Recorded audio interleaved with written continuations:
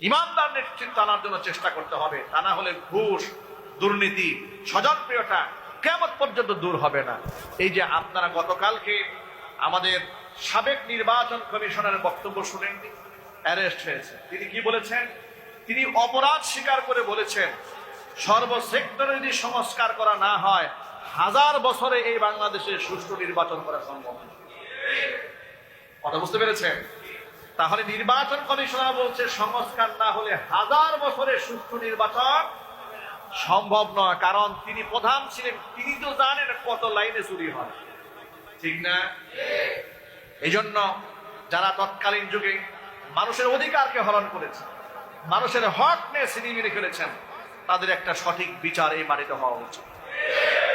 প্রধান নির্বাচন কমিশনের সাথে সাথে ওই সময় দায়িত্বশীল প্রশাসনের যে সমস্ত ঊর্ধ্বতন কর্মকর্তারা অবৈধ নির্বাচনের মাধ্যমে এদেশের মানুষের ভাগ্য নিয়ে ছিনিমিনি খেলেছেন, মানুষের অধিকার হরণ করেছেন, মানুষকে কষ্ট দিয়েছেন, আঘাত করেছেন, গোটা দেশের মানুষকে দাসত্বের শৃঙ্খলে আবদ্ধ করে রেখে দিয়েছিলেন, তাদের একটা দৃষ্টান্তমূলক বিচার ব্যবস্থায় দেশে হওয়া উচিত।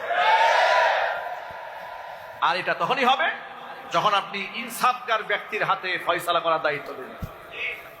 যদি চোরে চোরে মাস্তাতো ভাই হয়ে যায় তাহলে কি বিচার হবে? না, বিচার হবে না, আবারও প্রহসন হবে, আবার দেশের মানুষ জুলমের শিকার হবে। আমি বর্তমান প্রেক্ষাপটে আপনাদের কাছে এই মেসেজটা পৌঁছে দেওয়ার জন্যই মূলত আজকে আয়াতটি আপনাদের সামনে তেলাওয়াত করেছি এবং এই বিষয়ে কথাবার্তা বলছি। যেহেতু একজন দিনের দায়ী হিসেবে, আলেম হিসেবে, রাহবার হিসেবে এটা আমার উপর অর্পিত দায়িত্ব, এই হক কথাগুলো আপনাদের কান পর্যন্ত পৌঁছে দেওয়া। যদি পৌঁছে না দেয়, কাল কিয়ামতের ময়দানে আমাকেও আসামির কাঠ করায় দাঁড়িয়ে। কেন দাঁড়াতে হবে শোনেন। নবী করিম সাল্লাল্লাহু আলাইহি ওয়াসাল্লাম বলেছেন, আলা কুল্লুকুম রাইন ওয়া কুল্লুকুম মাসউলুন আন রাইয়াতিহি। তোমরা প্রত্যেকেই দায়িত্বশীল, আর প্রত্যেকের দায়িত্বের ব্যাপারে আল্লাহর আদালত তোমাদেরকে জবাবদিহিতা করতে হবে। আল ইমামু রাইন ওয়াল মাসউলু আন রাইয়াতিহি। স্পষ্ট করে হাদিসের মধ্যে এসেছে আল ইমামু রাইন, ইমাম দায়িত্বশীল, ইমামকে তার দায়িত্বের ব্যাপারে আল্লাহর আদালতে জবাবদিহিতা করতে হবে। সুতরাং আল্লাহর নির্দেশকে আপনাদের সামনে আমরা উপস্থাপন করেছি, আল্লাহর হুকুমকে আপনাদের সামনে উপস্থাপন করেছি। এবার আপনার নেতৃত্বের আমানতটাকে আপনি কার হাতে সুপর্দ করবেন সেটা আপনি আপনার বিবেককে প্রশ্ন করুন। যার মধ্যে নামাজ নাই, যার মধ্যে আল্লাহ নাই, যার মধ্যে আল্লাহর পরকালের চিন্তা নাই, যার মধ্যে ইনসাফ নাই, যার মধ্যে জুলম আছে, যার আমল আখলাকের মধ্যে টেন্ডারবাজি আছে, চান্দাবাজি আছে, শোষণ আছে, মাদক কারবারি আছে, চুরা কারবারি আছে, এমনকি সিন্ডিকেট বাণিজ্য আছে, এই সমস্ত ব্যক্তিরা সমাজের মধ্যে আধিপত্য বিস্তার করে বসে থাকবে, আর আমরা সারা জীবন জুলমের বিরুদ্ধে ওয়াজ করে যাব, জুলম দেশ থেকে কোনোদিন বন্ধ হবে না। ঠিক না জুলে বলেন? কোনোদিন এটা বন্ধ হবে না। এই জন্য আমানতকে যোগ্য স্থানে নিয়ে যেতে হবে। আল্লাহ পাক যেন তৌফিক দান করেন। আমিন। নবী করিম সাল্লাল্লাহু আলাইহি ওয়াসাল্লামের একটা হাদিস আপনাদেরকে স্মরণ করিয়ে দিচ্ছি, আগেও বলেছে আজও বলছি। আল্লাহ নবী সাল্লাল্লাহু আলাইহি ওয়াসাল্লাম বলেছেন, ইন্নাকুম লাতুহরাসুনাল ইমারা ওয়া সাতাকুনু নাদামাতান ইয়াওমাল কিয়ামাহ। এই পৃথিবীতে তোমাদের মধ্যে নেতৃত্বের লোক চলে আসবে, অসংখ্য লোকের নেতা হতে চাইবে, কিন্তু মনে রাখবে দুনিয়ার নেতৃত্ব পরকালে বড় আফসোস এবং পরিতাপের কারণ হয়ে দাঁড়াবে। যাদের মধ্যে ইনসাফ নাই, নামাজ নাই, রোজা নাই, আল্লাহ নাই, পরকাল নাই, দিন নাই, আখলাক নাই, চরিত্র নাই, নাইট ক্লাবে যায়, মদের বারে যায়, মদের বার পরিচালনা করছে, এরকম নেতা নাই বাংলাদেশে? লাঠিয়াল বাহিনী, গুন্ডা বাহিনী পরিচালনা করছে, নাই এরকম? বিভিন্ন বাজার দখল করে রেখেছে, রাস্তাঘাট অবরুদ্ধ করে রেখে দিয়েছে, গাড়িগুলো শহরে ঢুকতে পারে না চাঁদাবাজদের কারণে, আছে না নাই? এরকম লোক যদি লিডার হয় তাহলে এই দেশে জুলম, শোষণ বন্ধ হবে? রক্ষক যখন ভক্ষক হয়, চোরাচালানি বন্ধ হবে? বন্ধ হবে। এটা তখনই বন্ধ হবে আন তুআদ্দুল আমানাতি ইলা আহলিহা, যখন তোমরা সৎ এবং যোগ্য ব্যক্তির হাতে নেতৃত্বটাকে, আমানতের এই নেতৃত্বের আমানতকে পৌঁছে দিতে পারবে, তখন অবশ্যই তোমাদের মনে রাখতে হবে।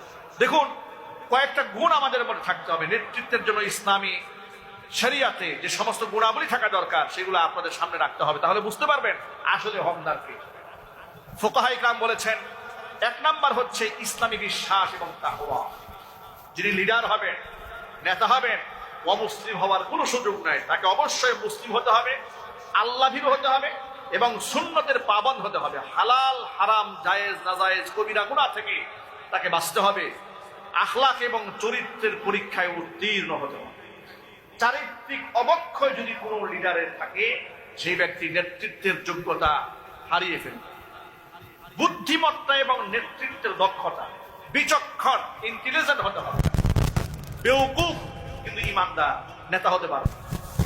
এরকম লোক আছে সমাজে, খুব নামাজি কিন্তু একদম অসচেতন সমাজ সম্পর্কে, এমন ব্যক্তিও নেতা হতে পারবে না। বিচক্ষণতার সাথে, দূরদর্শিতার সাথে সিদ্ধান্ত গ্রহণ করতে হবে। বিচক্ষণতার সাথে এবং সাথে সাথে তাকে জ্ঞান থাকতে হবে। রাষ্ট্র পরিচালনার, শরীয়তের বৈধ অবৈধ ইনসাফ সম্পর্কে হালাল হারামের জ্ঞান তার মধ্যে থাকতে হবে। 5 নাম্বার, শক্তি এবং সাহসিকতা থাকতে হবে। শক্তি এবং সাহসিকতা যদি থাকে, বিজয় আল্লাহ পাক কেমনে দান করেন। ইরানের দিকে তাকিয়ে দেখেছেন না আপনারা? পৃথিবীর পরাশক্তি রাষ্ট্র, পুরা পৃথিবীবাসী তাকিয়ে থাকলে মনে হয় ইরান পরাজিত হয়ে যাবে, পরাজিত হয়ে যাবে। আজকে পত্রিকায় পেলাম ডোনাল্ড ট্রাম্প শুধু ইরানের খামির প্রশংসা করেননি, তার সাহসিকতার প্রশংসা করে তাকে 30 বিলিয়ন মার্কিন ডলার দেওয়ার প্রস্তাবনা পেশ করেছে। ভাবা যায়, কথা আছে না, সত্যের ভক্ত নরমের জন। তারা যদি পরমাণু কর্মসূচি থেকে পিছিয়ে আসতেন পশ্চিমাদের কথায়, তাহলে তার অবস্থা, খামিনের অবস্থা গাদ্দাফির মতো হতো। ঠিক কিনা যদি বলেন? গাদ্দাফির যে অবস্থা হয়েছে, খামির অবস্থা তাই হতো। কিন্তু তারা আল্লাহর উপর তাওয়াক্কুল করে, ইমানি বলে বলিয়ান হয়ে, কাফের বেঈমানদের রক্ত চক্ষুকে উপেক্ষা করে চোখে চোখ রেখে সিদ্ধান্ত গ্রহণ করেছে, অবিচল থেকেছে। আল্লাহ তাআলা তাদেরকে বিজয় দান করেছেন। কাফেররা শুধু পরাজিতই হন নাই, নমনীয় হয়েছেন। এমনকি নমনীয় হয়ে উল্টা তাদেরকে কেনার জন্য চেষ্টা করছেন। চিৎকার দেখুন সুবহানাল্লাহ। এই জন্য আপনাদেরকে নেতৃত্ব যার মধ্যে থাকবে, অবশ্যই তার মধ্যে শক্তি এবং সাহসিকতা, এটা যদি না থাকে তাহলে তিনি ইসলামের শরীয়তে নেতৃত্বের যোগ্যতা হারিয়ে ফেলবেন। এবং অবশ্যই তাকে পুরুষ হতে হবে। রাষ্ট্রের মূল অবকাঠামোর দায়িত্বে নারী হওয়ার কোন সুযোগ ইসলামে আছে নাকি? আরো যদি বলতে হবে আছে। এই কথা বললে অনেকে কষ্ট পেতে পারেন। আমি আলেম হিসেবে দায়িত্ব হচ্ছে আপনার কান পর্যন্ত আওয়াজ পৌঁছানো, ঠিক কিনা? সিদ্ধান্ত নেওয়ার দায়িত্ব আপনার। অধিকাংশ ফিট এবং রাষ্ট্রের প্রধান, নেতা এবং খলিফা এবং পুরুষ হবেন, কিন্তু অন্যান্য প্রশাসনিক দায়িত্ব, রাষ্ট্রের যে কত দায়িত্ব থাকে না, উপজেলা নির্বাহী কর্মকর্তা, ইউনো ইত্যাদি, কিংবা মাদ্রাসার প্রিন্সিপাল, টিচার, এক্ষেত্রে নারী হতে পারবে, অসুবিধা নেই। বিভিন্ন সেক্টর প্রধান নারী হলে অসুবিধা নেই। রাষ্ট্রপ্রধান গুরুত্বপূর্ণ সাবজেক্ট, এক্ষেত্রে অবশ্যই পুরুষ হওয়া জরুরি। সুবহানাল্লাহ। কথাটা মনে থাকবে ইনশাআল্লাহ। এবং তাকে মুক্ত স্বাধীন হতে হবে। তিনি যেন এমন কথা বলতে না পারেন যে আমার তো কিছু করার নাই, আমি বাধ্য হয়ে হুজুরদের কোমরের মধ্যে গামছা লাগাইছি। কথা বুঝে নেই মনে হয়। আপনাদেরকে একটি ইতিহাস শোনায়। 2021 সালে নরেন্দ্র মোদী, পৃথিবীর কুখ্যাত সন্ত্রাসী, এই খুনিকে বাংলাদেশে যখন সংবর্ধনা দেওয়ার প্রস্তুতি চলছিল, ওলামা ইকরাম প্রতিবাদ জানালেন। সেই প্রতিবাদের মুখে 2600 আলেমের নামে মিথ্যা মামলা দেওয়া হলো। বিভিন্ন আলেমদেরকে মসজিদ থেকে বের করে দেওয়া হলো। যাদেরকে মসজিদ থেকে বের করে দেওয়া হয়েছে তাদের মধ্যে আমি ছিলাম। আমাকে বুটবাজার কেন্দ্রীয় মসজিদ থেকে প্রশাসনিক চাপ দিয়ে জুমা পড়াতে নিষিদ্ধ করে দেওয়া হলো। অপরাধ, আমি নরেন্দ্র মোদীর বিরুদ্ধে বক্তব্য দিয়েছি।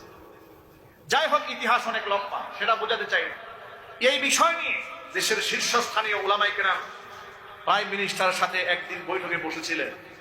ঘনিষ্ঠ সূত্রে জানতে পারলাম, এক পর্যায়ে প্রথম প্রশ্নে স্বরাষ্ট্রমন্ত্রী বললেন যে এই হুজুরদের ব্যাপারে আমার কিছু করার নাই,